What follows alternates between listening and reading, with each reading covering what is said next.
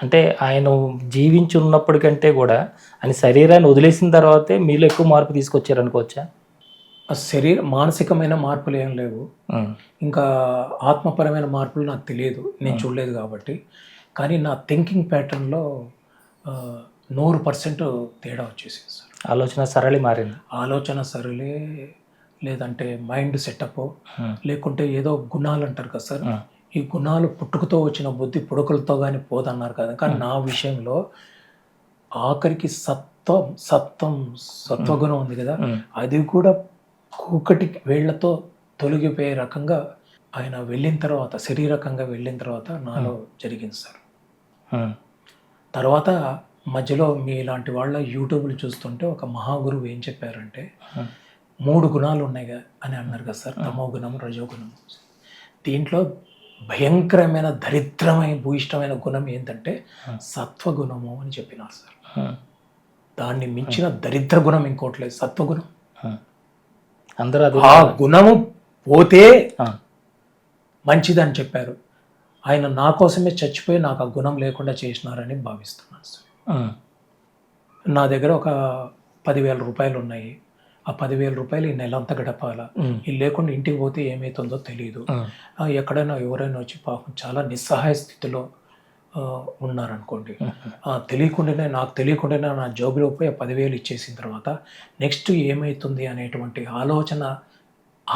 ఆలోచన రహిత స్థితి నాకు ఆయన కలిగించారేమని అనుకుంటున్నాను సార్. ఇప్పుడు శ్రీశైలంలో ఈ మధ్య కాలంలో మీకు జరిగినటువంటి అనుభవాలు ఏంటి గురుగారు? మీతో చెప్పినట్లు అన్ని ప్రదేశాలు తిరుగుతుంటే శ్రీశైలం ఎక్కువగా వెళ్తుంటాను. ఈ రోజుటికి నాకు రీజన్ తెలియదు. చాలా ఇష్టమైన ప్రదేశం. నిజానికి హిమాలయాలు కంఫర్ట్గా ఉంటాయి. అక్కడ లోపల పోయే కొద్దీ ఉడక అది ఇది అన్ని డిస్కంఫర్ట్ ఉంటుంది. అక్కడ మీరు అడిగినట్లు అనుభవాలు అంటే చెప్పలేను కానీ అనుభవం, ఈ అనుభవం అనేది మీరు అన్నారు కదా సారు పక్కన సదానందులు వారు ఉన్నారు, వారిని కిడ్నీ ప్రాబ్లమ్ ఏదో చెప్పారు సార్. ఆ నొప్పి లేకుండా ఇబ్బంది లేకుండా ఆయన ఉండి ఆయన సఫరింగ్ అంతా సదానందుల వారు తీసుకున్నారు. తీసుకొని ఆయన ఒక మల్లె పువ్వులాగా అంత హాయిగా ఒక బాగా పండిన పండు ఎంత అవుతుందో అంత అత్యద్భుతంగా, అంత సునాయాసంగా, అంత మహాపర్వదినంగా ఒక జీవితము జీవించగలిగినట్లు జీవిస్తే మరణం అనేది ఒక సెలబ్రేషన్ అనేది ఆ శ్రీశైలం అడవుల్లో మరి వారి యొక్క దర్శన శుభాకాంక్షలతో నాకు అదంతా కూడా అంటే మీరు అనొచ్చు అది జరిగిపోయింది కదా అంటే అక్కడ వాళ్ళకి టైం ఉండదు సార్. జరిగిపోయింది, జరుగుతున్నది, భవిష్యత్తు అనేది అంతా కూడా ఒకటే కాలంలోనే 3 జరుగుతున్నాయి అనే విషయము చాలా కాలం క్రితం సార్ దగ్గర తెలుసుకున్నాను. మరి వాళ్ళ దగ్గర తెలుసుకున్నాను.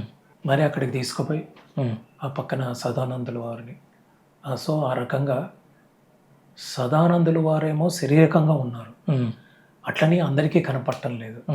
అంటే మాంసపిండము మాంత్రపిండము చేసుకో అనే మాట సదానందుల వారు చెప్తారు అని పత్రిసారి చెప్పేవారు. ఆ క్షణంలో నాకు అర్థమైంది మాంసపిండాన్ని మంత్రపిండం చేసుకోవటం అంటే ఏంటి అని. అంటే అట్లా చేసుకుంటే ఇచ్చా శరీరులు వాళ్ళు కనపడితే కనపడతారు, లేకుంటే లేదు. షిరిడి సాయిబాబాని ఫోటో తీయాలంటే ఆయన కనపడలేదు ఫోటోలో అని. అంటే వాళ్ళు శరీరంతోనే ఉన్నారు కానీ మంత్రపిండం చేసుకున్నారు కాబట్టి కనపడలేదు.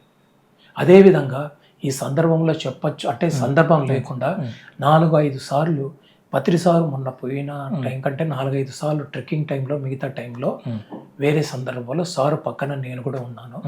ఆల్మోస్ట్ సారు చనిపోయినారు, చనిపోయి మరీ రిటర్న్ వచ్చినారు. అది చూసిన వాళ్ళలో నేను ఒకడిని. ఒకసారి శ్రీశైలం ట్రెక్కింగ్లో అందరూ చాలా వెనకాల వస్తున్నారు, తొందరగా పోదాం రా అని నేను, ఆ తర్వాత వైజాగ్లో సత్య అనే ఒక మేడం ఉంటుంది మెడిటేటరు, వాళ్ళ హస్బెండ్ ఉంటే వెనకలా పంపించేసినాడు. తర్వాత పాల్ సారు, నేను, పాల్ సారు, సత్య మమ్మల్ని తీసుకొని పాండవ ఖేలా అనేది ఉంటుంది శ్రీశైలం దగ్గర. పాండవ గుహలో పాండవ ఖేలా అనేది ఒకటి ఉంటుంది ప్రదేశము. అక్కడ కొండ దిగేటప్పుడు ఇట్లా కింద పడిపోయినాడు సార్. పడిపోయి రక్తము వాంతి చేసుకోవటం మొదలుపెట్టినాడు, గడ్డలు వచ్చింది.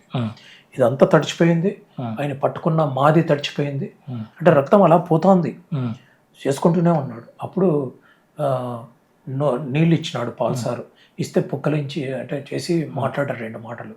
నా పని అయిపోయిందయ్యా, ఇంకా నువ్వే చూసుకోవాలా అన్నట్టు పాల్ సారు వాళ్ళకి సత్య వాళ్ళకి చెప్పారు. నాకు అప్పుడు తెలియని పరిస్థితి, ఏడుపు రావటం లేదు అట్లని చెప్పి లోపల ఏదో ఉంది ఇబ్బంది. ఆ జనాలు ఇంకా అక్కడ వస్తారు అనగా సార్ టక్కన లేచి కూర్చున్నారు. అంటే కళ్ళు మూతలు పడినాయి, పల్సు అందటం లేదు. ఏదో చూశాడు పాల్ సారు, లేట్ సార్ లేటరా సారు అయిపోయిందని చెప్పినాడు. వాళ్ళు చెప్పేది పల్సు కాదు కదా, వాళ్ళ ద్రవ్య దృష్టి కదా పాల్ సార్కి.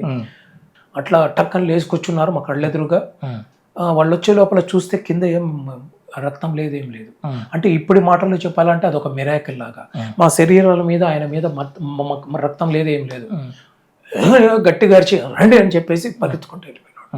ఇట్లాంటివి 4 లేక 5 సంఘటనలు జరిగినాయి సార్. అంటే 4 సంఘటనలు నేను చూశాను. ఒక సంఘటన హిమాలయాలో జరిగింది, అప్పుడు నేను దగ్గర లేను కాబట్టి జరిగింటుందేమో అని అనుకుంటున్నా. పాల్ సార్ వీళ్ళు చెప్పినారు అక్కడ ఉన్న అందరూ చనిపోయినారని, అక్కడ డాక్టర్ డిక్లేర్ చేసిన 1.5 hour తర్వాత లేచుకొచ్చున్నారని. కాబట్టి ఈసారి కూడా ఇట్లానే చాలా మంది అనుకున్నారు. కానీ దానికంటే ముందే సదానంతుల వారు వచ్చినారు, ఇంకా టేక్ ఆఫ్ మొదలైందని విషయం 1 year ముందే మా సీనియర్స్ నాకు చెప్పడం జరిగింది సార్. మీరు అన్నారు చూడండి, అంతర్ముఖమే ఎందుకు కావాలనే దానికి. అట్లా వాళ్ళు ఇప్పుడు మీరు దగ్గర ఎట్లున్నారో అంత స్పర్శ సుఖంతో ఈ సారు యొక్క లాస్ట్ వారం రోజులది చూపించినారు సార్. వారు బయటకు వచ్చిన తర్వాత వాళ్ళది ఎట్లా సెలబ్రేషన్, సార్ ఎట్లా సెలబ్రేషన్, ఏం కథ అది కూడా చూపించినారు సార్. ఇప్పుడు ఎక్కడ ఉన్నారు? పర్టికులర్గా చెప్పాలంటే కడతాల్లో ఉన్నారు సార్. మనము శరీరంతో సార్ బెంగళూరులో ఉన్నారు అక్కడ చెప్పచ్చు, కానీ కాన్షియస్నెస్ అంటారు కదా సార్, చైతన్యం, ఆ మహా చైతన్యము అంతా విస్తరిస్తుంది అని విన్నాము.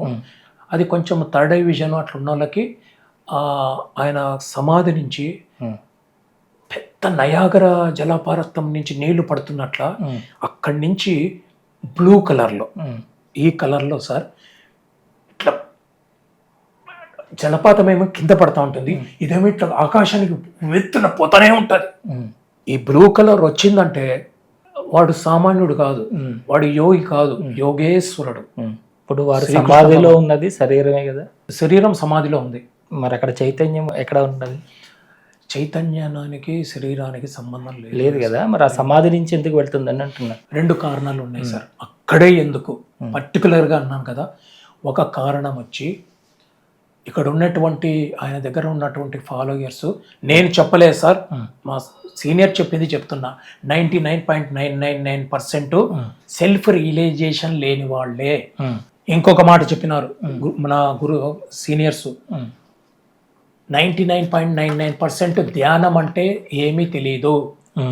3వ పాయింట్, ఆలోచన రహిత స్థితి అనే పదం పలకడానికి ఎవరికి అర్హత, ఆ పదం ఏంటో గుర్తులేదు నాకు, క్షమించండి. ఇట్లనే నేను ఇప్పుడు ఉన్నటువంటి మహానుభావుల్ని కించపరుస్తున్నానని కాదు, వారి యొక్క లెవెల్లో. ఇప్పుడు రిచర్డ్ బాబు చెప్పినట్ల పైనుంచి విమానంలో చూస్తుంటే మనుషులంతా చిన్న కనిపిస్తారు, అది నిజమే. కింద వచ్చి చూస్తే సతీష్ సారు ఒక 5'8" 5'9" కనపడతారు, అది నిజమే.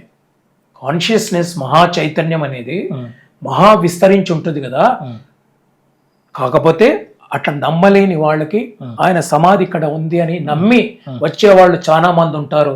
నేను పోయిన తర్వాత కూడా, అంటే శరీరం వదిలిన తర్వాత నేను ఉన్నప్పుడు ఎట్లుంటుందో అట్లా జరగడానికి కోసము నా యొక్క ఆత్మనండి లేకంటే చైతన్య స్థితి కొంచెం ఎక్కువగా అక్కడ ఉంది. దానివల్ల ఆకర్షణ జరుగుతుంది ప్రపంచంలో. అది సంవత్సరం పెరుగుతుందే కానీ తగ్గదు.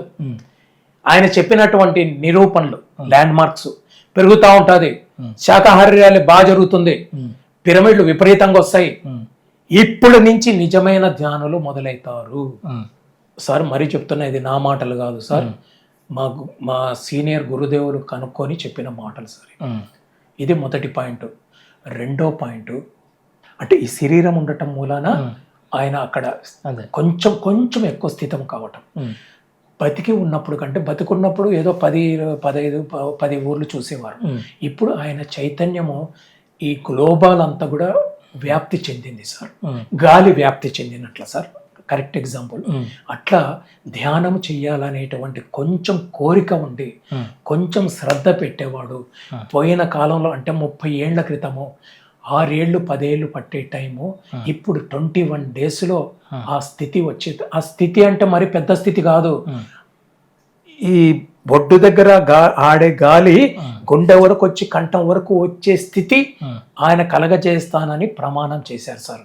అంటే బతికున్నప్పుడు కంటే ఇప్పుడు ఈయన చేస్తున్న పనులు చాలా ఎక్కువ అనే విషయం నేను గ్రహించినాను సార్.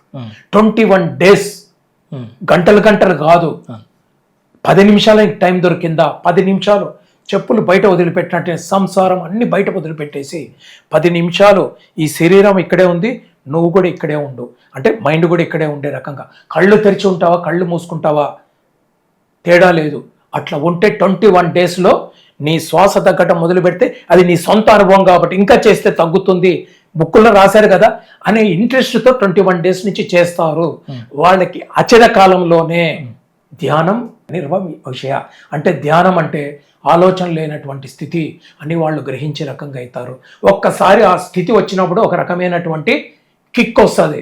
ఆ కిక్కు అలవాటు పడితే తమాషా ఏంటంటే ఈ కిక్కు అడిక్ట్ అవుతారు. ఇంకా బీర్లు గీర్లు మిగతా అలవాటు చెడ్డ అలవాటు అన్నీ అవి పండ్లు రాలిపోయినట్ల సహజంగానే రాలిపోతాయి. అక్కడికి వెళ్ళి సాధన చేసిన వాళ్ళకి అనుభవాలు కలుగుతాయి అంటారు. నమ్మకం లేని వాళ్ళు, ఆయన అక్కడే ఉన్నాడు, వెంకటేశ్వర స్వామి తిరుపతిలో అంటే మీరు అక్కడ ఎక్కువ మహాచైతన్య కొలువై ఉన్నది, అక్కడ శక్తి ఎక్కువ శక్తిపాతం ఉన్నది చెప్తున్నారు. లేదు కొసరు, అదేనండి, అదే బ్లూ కలర్ లో పెద్దగా వస్తుంది అన్నారు కదా. ప్రపంచంలో అంతకంటే అక్కడ కొసరు ఇంత ఎక్కువ ఉంది. ఎందుకంటే ఇంతమంది నేను అక్కడే ఉన్నాను అనుకుంటున్నారు, నేను పోయినా నేను అక్కడే ఉంటున్నానే అనే నమ్మకంతో వచ్చేవాళ్ళే కానీ అంతటా వ్యాపించి ఉన్నాననే విషయం తెలియటం లేదు. ఎందుకంటే ధ్యానము ఎవరికి అవ్వలేదు సరిగా, అందరిని అనటం లేదు, చాలా మందికి అవ్వలేదు. నేను పోయైనా అబ్బుతుందేమనే ఆ ఉద్దేశంతో నేను ఇక్కడ ఉన్నా. సార్ దగ్గరకు వస్తేనే మంచి జరుగుతుంది, ఆయన బెంగళూరు ఉంటే బెంగళూరు, హైదరాబాద్ ఉంటే హైదరాబాదు, అట్లా నాలాగా తిరిగే వాళ్ళు ఉంటారు కదా. ఎక్కడ లేకుండా మీరు ఇడ్లే కూర్చోండి, పిరమిడ్ లేదు ఏం లేదు. పిరమిడ్ ఎవరు చెప్పినారా? Pyramid stupidest thing, no pyramid. నువ్వు మెడిటేషన్లో కూర్చుంటే నువ్వే ఒక పిరమిడ్, నీ ముక్కే ఒక పిరమిడ్. అర్థం కావడానికి అంటే చెప్తాంరా అని సారే స్వయంగా చెప్పినారు. గురువు లేడని ఎవరు చెప్పినారా? గురువు లేకుంటే మన బతికెక్కడా అనే మాట సదానందుల వారి సమాధి దగ్గర నన్ను అక్కడ కూర్చోబెట్టుకొని ఆయన నాతో స్వయంగా చెప్పిన మాట పత్రి సారు. ఇంకా అట్లా నమ్మే వాళ్ళు ఉన్నారు కాబట్టి అక్కడికి వచ్చిన వాళ్ళకు కూడా లబ్ధి ఇవ్వడానికి ఉన్నా. కానీ ప్రపంచంలో ఎక్కడ చేసిన ధ్యానము ప్రపంచమే కాదు, చూసేదే కాదు, చూడలేనటువంటిది కూడా ఉంది అనే నాస్తికులకు, ఆస్తికులకు, సైంటిస్టులకు, మీటర్తోనే నేను కొలుస్తాను అనే వాళ్ళకి ఇది కొలవబడగలిగినటువంటి సాధనం కాదు. కాబట్టి ఏదో రకంగా కాసేపు 10 నిమిషాలు, పావు గంట, అరగంట ఏ పని లేకుండా ఏ ఆలోచన లేకుండా రిలాక్స్ అయ్యి కూర్చుంటే కూడా ఒక మనిషి ఏం చేస్తాడు, పొద్దునైన తర్వాత రిలాక్స్ అయ్యి ఒక 10 పావు గంట సేపు పేపర్ చూస్తాడు. ఇంకా కొంతమంది నాలాంటి వాళ్ళు ఏం చేస్తారంటే కక్కుసుకుపోతారు కదా, బాత్రూంలో కూడా పేపర్ తీసిపోతారు. అక్కడ 20 మంది చచ్చిపోయినారు, 50 మంది చచ్చిపోయినారంటే వీడికి అదొక న్యూస్, కక్కుసు రావడానికి. ధ్యానం అనే మనుషులు అట్లనే అంటున్నారు కానీ అర్థం కావటం లేదు. సార్ నేను చెప్పేది నా గురించి సార్, మహానుభావులు చాలా మంది ఉన్నారు, ఎవరికి దీన్ని ఆపాదించుకోవద్దండి. అదే చావు కాదు, అటువంటి హెల్త్ నా ఇంట్లో వచ్చిందనుకోండి, నా కూతురికి కరోనా వచ్చిందనుకోండి, నేను 1,00,000, 2 లక్షలు, 10 లక్షలు లేకపోయినా ఖర్చు పెట్టడానికి రెడీ అవుతా.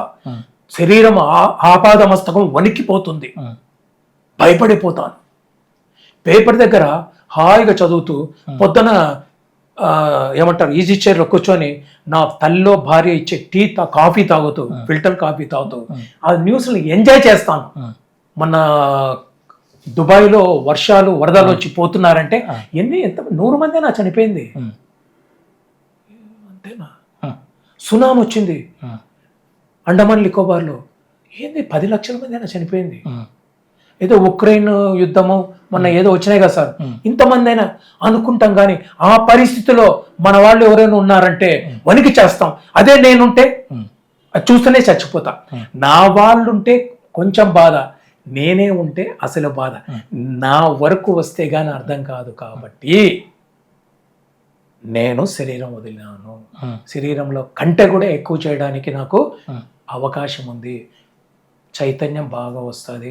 అంటే శరీరంలో ఉన్నప్పుడు నీ చైతన్యం నువ్వు డెవలప్ ఎక్స్పాండ్ చేయలేదా అంటే వాళ్ళ గురువు చెప్పినాడంట, ఇప్పటిదాకా నువ్వు పొందింది చాలు, నువ్వు వచ్చినావు అని చెప్పి నేను అన్ని మానుకొని మరీ వచ్చినాను, ఇంకా నువ్వు జన్మలు తీసుకోవటం ఆపేసేయి అని గురువులు అభ్యర్థించినందుకు వారం రోజులు ఉండి అప్పుడు కూడా చాలా మందితో మాట్లాడుతూ కడతాల్లో వెంకటేష్ అని ఉన్నాడు.